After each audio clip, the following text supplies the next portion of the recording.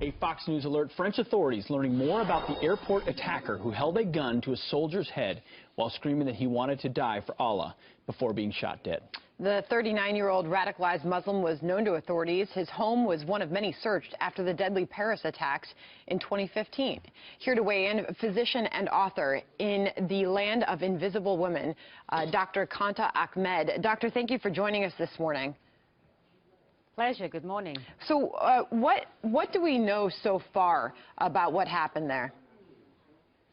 The individual was a French citizen. He was Muslim of Tunisian origin. He had a lengthy criminal history, including armed robbery and also drug trafficking from my reading.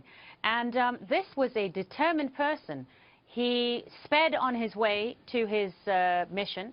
He was pulled over for speeding, shot the police officer, injured her, went on to carjack another vehicle, and within 16 minutes of arriving at the airport, had actually already held at gunpoint a French soldier and attempted to take away her very powerful automatic weapon.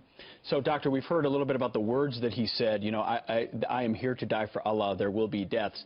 Tell us what you know about the ideological motives of this shooter and what it might tell you about the context and the environment there in France right now. Great question. It's very hard to discount this as a frank Islamist attack. This is the ideology that Islamists use. I think it's significant that he appears to have had somewhat of a ramshackle plan. He tried to grab the gun of the French soldier. I heard as I was driving in here that there was kerosene and a lighter found in his backpack. I haven't been able to verify that yet.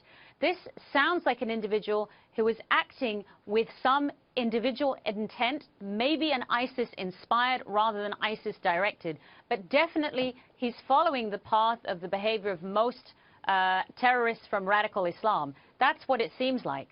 And Doctor, when you look back at the terror attacks that France has seen over just the last 2 years, the shooting at the Louvre, the Nice terror attack, the Paris terror attack, Charlie Hebdo, the list is getting lengthy here. There was a lot of warning signs with this particular individual. How is France and the officials there, how are they going to change their way about going about protecting from these types of attacks, especially after this one? I think it's important to say that the French authorities did an incredible job apprehending him within minutes. In precious seconds, lives can be saved. We knew when we had an attack like this, public areas in airports are becoming increasingly lethal for passengers because screening cannot be performed there. So we know within 80 seconds in Fort Lauderdale, 5 lives were lost, 6 very seriously injured, dozens hurt in the panic. So they saved a lot of lives. But I think they're going to need to engage more human intelligence, more plainclothes policemen inside airports. We knew this person was back and forth with the authorities. There's radicalization going on in French prisons as well. So multi-pronged approach. But it's something that the authorities alone cannot do. Citizens have to get involved. He also texted family members on the way during this attack, "I screwed up, I shot a policeman." That tells us that there was a community around this operative who had some knowledge of his actions.